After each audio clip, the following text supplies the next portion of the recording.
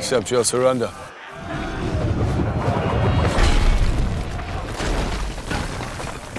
Anyone else? Welcome to ScreenCrush, I'm Ryan Airy. Thor the Dark World, a movie that literally no one liked. Natalie Portman, Chris Hemsworth, Christopher Eccleston, and even Alan Taylor, the director, have given interviews where they admit that they weren't too fond of the film. I was really kind of a little frustrated and bored with myself and what I was doing as the character pre this film and felt like we needed to change it up in a big way. But this movie does have a key moment in the franchise, Frigga's death. It's a crucial scene for Thor in Endgame, and recently for Loki in Loki. And it doesn't seem fair that such an important event is in such a disliked movie. And so, in today's video, we're going to tweak Thor the Dark World and hopefully solve some of the movie's biggest problems. Let's see if we can turn Thor 2 into an epic space adventure that befits the God of Thunder himself. Now at this point, everyone knows what worked and didn't work in Thor the Dark World, so we're not going to rehash all of that. Let's just get right into the tweaking. Thor 2 is filled with unrealized potential. I mean, Thor is a hammer-wielding space god that can travel between magical realms, and instead of using that, the climax of the movie takes place in the most boring place in the 9 realms, Southern England. This is boring. The other MCU heroes have Earth covered, so Thor 2 should have been an epic-scale space adventure. I wanted Thor 2 to take its cues from Walt Simonson's amazing run back in the 80s. Make Thor 2 an adventure across the 9 realms, limiting Earth scenes as much as possible. Go big, but keep it fun. Look, why don't you let me take over? I'm clearly the better pilot. Is that right? Well, out of the two of us, which one can actually fly? Now, as tempting as it is to go full fanfiction with videos like this, we won't go wild and add Beta Ray Bill or anything like that. The trick here is to tweak Thor 2 so it will still fit inside the greater MCU canon and not retcon movies like Age of Ultron, Ragnarok, or anything else that follows. Hey, you know what? This is just a problem. That means all we got to do is come up with a solution, right? As the movie begins, we learn that the 9 realms are in a state of chaos and war. The destruction of the Bifrost separated Asgard from the other realms. This was one of the biggest wasted opportunities in the original movie. The Bifrost just sort of got fixed off screen, and that undermines any of the consequences from the first film. It was established that the destruction of the Bifrost is a big deal. Destroy the bridge or let us be arrogant! Forgive me, Jane. But it loses any emotional impact if it's just fixed by the time the next movie starts. So in this version, the bridge is still destroyed. Without the Bifrost, the Asgardians can't keep the peace in the other realms since they can't just teleport in and out. And this allowed a bunch of warlords to exploit the situation and bring war and chaos to these other realms. Malekith is responsible for all this, like in the War of the Realms arc from the comics. Now we'll talk more about Malekith later, but this version of the villain is much more like he is in the comics and less like he was in Thor 2. Oh, thank God. All of this chaos in the 9 realms lays the groundwork for Ragnarok in the next film. Thor and Loki's actions in the first movie affect the second installment and it snowballs into the events of Phase 3. Thor and his friends do their best to protect the realms, but it's a losing battle. Moving around the realms with regular ships is inefficient, and it's impossible to maintain the peace that way. Odin is incapable of using some ancient dark magic to teleport Thor as he did in 2012's Avengers. With the Bifrost gone, how much dark energy did the All-Father have to muster to conjure you here? And Heimdall can't just summon the Bifrost energy at will, it's like a last resort type thing. They need a better solution until the Bifrost is fixed. And this is where Jane Foster comes in. One of the issues with Jane in Thor the Dark World is that she sort of became a romantic plot device and not a real character. I mean, the movie literally objectified her by making her into human ether. She stuck her hand inside a rock this one time. And then the ether stuck itself inside her. In the first film, Jane was trying to prove the Einstein-Rosen bridge theory. An Einstein-Rosen bridge is a theoretical connection between 2 different points of space-time. It's a wormhole. So, in between movies, she worked with S.H.I.E.L.D., and with her knowledge of Asgard and data from the Tesseract, Jane was able to create a wormhole device. What? Damn, you didn't tell me you around with portals and shit. But it's very new and unstable technology at this point, and it needs tons of energy to stay open for longer than a couple of seconds. Thor has been keeping a watchful eye on Jane, totally not in a creepy way. Not in a creepy way, just more of a respectful appreciation. And he knows all about her work. This is why Thor decides to bring Jane to Asgard, where she could complete her work. Jane's wormholes will serve as a substitute for the Bifrost until the bridge is fixed. And no, Thor can't use the Tesseract. Odin forbids Thor from using it since, according to Odin, the Infinity Stones are dangerous and will corrupt anyone who uses them. Remember this for later. However, for Thor, bringing Jane to Asgard isn't entirely about the wormholes. It's also about Thor's crisis of identity. The first movie dealt with his worthiness and growth. The second movie deals with Thor's identity and legacy. Thor is conflicted about their relationship. Sure, they only spent a day and a half together, but it was love at first sight. Jane represents something so human for Thor. He wants to be with her, but he also realizes it won't be fair to her. She has her own life, her own aspirations. What life could they really have together? Move to Asgard, be his queen, give up on her dreams? She's immortal and he's a god. Thor's sad. Shut up. Beyond that, there's the struggle of legacy. Odin needs to step down because he must go into his Odin sleep. It's his way to recharge himself. Odin delayed his sleep for a while, but the more he pushes it back, the weaker he becomes. So Thor must accept his duty and become king. It's what the Nine Realms need, but it's not what Thor wants. Since childhood, Thor was groomed to be king. He almost got the throne way before he was ready to rule, but then the events of the first movie sent him into an emotional adventure that changed him forever. Thor 1 and the Avengers shifted Thor's identity and priorities. The idea of becoming king now feels wrong to him, and for the first time in his life, Thor isn't sure what he wants. For the first time in my life, I have no idea what I'm supposed to do. And Thor can reveal a lot of this information in a conversation with his mother. The measure of a person, of a hero, is how well they succeed at being who they are. So her eventual death will have more weight. But this is where Malekith comes in to ruin everything.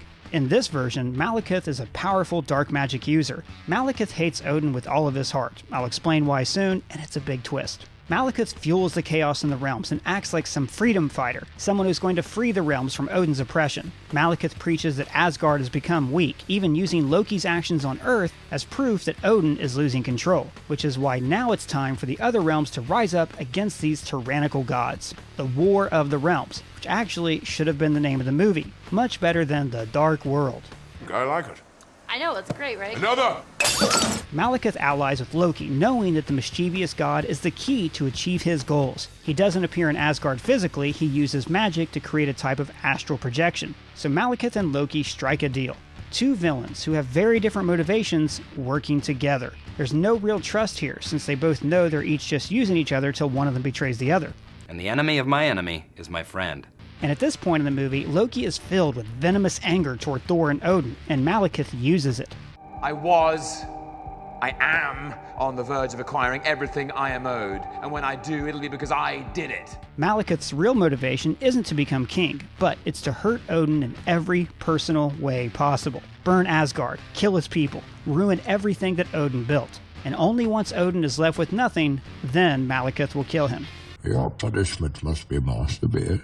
But to achieve all of this, Malekith needs the Ether. So here's where we get the twist. Long ago, the Dark Elves were the strongest beings in the Nine Realms. Their magic came from the Ether, which allowed them to shape reality as they saw fit. Back then, Odin was very young, with a violent appetite for war and conquest. Odin was jealous and afraid of the Dark Elves' power, especially the Ether. So, Odin used his full power and army, including Hela, to attack the Dark Elves. It was a terrible war, but Odin hit them with an Uru fist, killing millions of Dark Elves. And in the end, Svartalfheim was turned into a barren wasteland, as Odin seized the Ether for himself. Now, Malekith was just a boy back then, witnessing Odin commit genocide against his people. This is why Malekith hates Odin so much. He spent thousands of years with only vengeance on his mind, even corrupting his body and soul to achieve his dark magical powers. What did it cost? Everything. Back then, Odin even tried to collect the other stones. Now we know he possessed the Space Stone at some point in the past. The Tesseract was the jewel of Odin's treasure room. Plus, he had a replica of the Infinity Gauntlet. Fake. It's just fitting for the stones to have a connection to Asgard. But eventually, Odin realized how the Ether was corrupting him. He gave it up and hid it away. This is why Odin doesn't want Thor using the Space Stone. The Infinity Stones are like the One Ring. Precious! Odin spent thousands of years trying to make things right, redeem himself, and raise his sons to be better than him. Odin's past caused some serious mental scarring, and since he's an immortal, his mental state only gets worse over time. I think it's a fascinating subject to explore, the consequences of immortality. You know, I'm 1,500 years old. What is the price for living so long? This is why Odin needs his sleep. It's not just about resting his cosmic power, but the Odin sleep serves as a type of a reset for his mind. It allows him to stay sane. So all of this makes Odin unstable and brings out the worst in him. Now the movie can explore the tension between Thor and Odin. His men will fall on 10,000 Asgardian blades. And how many of our men shall fall on theirs? As many as are needed! So learning about all of this shakes Thor to his core. After the first movie, he tried to act more like his father, his role model, the ideal Asgardian. But now Thor realizes that his father is flawed and damaged. This makes Thor question everything he believes, his very identity and legacy. Hurts, doesn't it? Being lied to. Being told you one thing and learning it's all a fiction. Malekith makes his move, attacking Asgard. He plans to kidnap Jane and use her wormhole device to find the ether. During the attack, Malekith frees Loki from his cell, and just like in the original movie, Loki's actions inadvertently result in Frigga's death. However, let's tweak this crucial moment just a bit. This time, both Loki and Odin are present to witness Frigga being killed. Once Loki understands that his mother is in danger, he attempts to betray Malekith, but the Dark Elf is too powerful. And so, Malekith holds both Frigga and Loki hostage, demanding Odin reveal the location of the ether, or he will kill both of them. You must ask yourself, what are you prepared to sacrifice for what you believe? Odin proves that, despite his questionable past, he has changed and become a better person because he cares about his loved ones, so he relents and reveals the ether's location. But Malekith wants to hurt Odin, so he kills Frigga. Before Odin gets a chance to react, the villain uses Jane's wormhole tech to teleport away, taking Jane with him. This is the turning point of the movie that sets Thor and Loki on a path for vengeance. Odin is in shambles after the death of his wife. For a moment, he's about to attack Loki, let his old self unleash fury on his son. But then, Odin collapses, unable to cope anymore, and he's forced into the Odin sleep. After the attack on Asgard, Lady Sif implores Thor to prepare their people for war. But Thor decides to go after Malekith. If Malekith gets the ether, then no place in the Nine Realms will be safe. But Thor also wants to rescue Jane and kill Malekith himself. Loki decides to join Thor as the two brothers seek vengeance against Malekith. So the rest of the movie is about Thor and Loki overcoming their past and uniting in a common cause. Honestly, one of the best things about The Dark World was Thor and Loki's banter together. You must have missed something. I didn't. I'm pressing every button on this thing. No, don't hit it. Just press it gently. I am pressing it gently. Stop working! Eventually, Malekith obtains the ether despite Thor's best efforts. And the climax of the movie is a war of the realms, Malekith using the ether to amplify his own powers and Jane's tech, reshaping reality to open a bunch of portals between the realms. The Asgardians and their allies clash in an epic battle with Malekith's army. Now that is a fitting climax for a Thor movie, a battle across the Nine Realms, not a boring slapstick fight in the middle of a quad.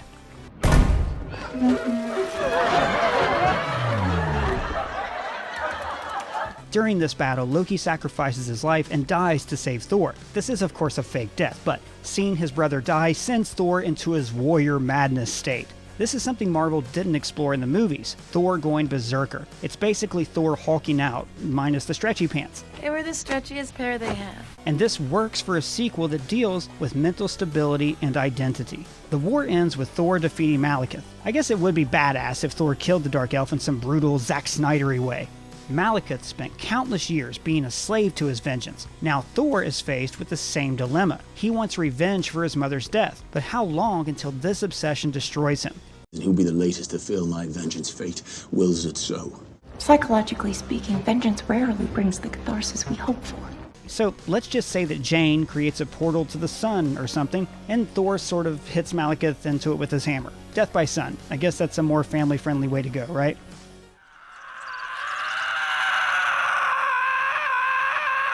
At the end of the movie, Odin is deep in his sleep and Asgard has no king. Sif suggests that Thor sit on the throne, but he says that for now, it should stay empty. I will protect Asgard and all the realms with my last and every breath, but I cannot do so from that chair. The brutality, the sacrifice, it changes you. I'd rather be a good man than a great king. Thor turns his back on the throne for now. He finds his calling as an Avenger, a superhero, and a protector. But it's a bittersweet ending. Frigga is dead, Loki's fake dead, and Thor's relationship with Odin is forever fractured. Thor and Jane decide to go their separate ways. They understand that they simply live in different worlds, and that maybe it's best to just stay friends and not lovers. Sorry to hear that Jane dumped you. She didn't dump me, you know. I dumped her. It's a mutual dumping. Yeah, it's sad, but this movie is like the Empire Strikes Back of the Thor movies. And there's much more story for the God of Thunder following this film. But of course, they're going to be reunited in Love and Thunder, where Jane will become the mighty Thor. The movie ends with the final shot focusing on the empty Asgardian throne. But out of the shadows, Loki appears, and he sits on the throne with a big smile on his face. The end. What do you think about this version? Does it make Thor 2 better? Are there any other movies you would like us to tweak? Let us know in the comments below or at me on Twitter. And if it's your first time here, please subscribe. For ScreenCrush, I'm Ryan Airy.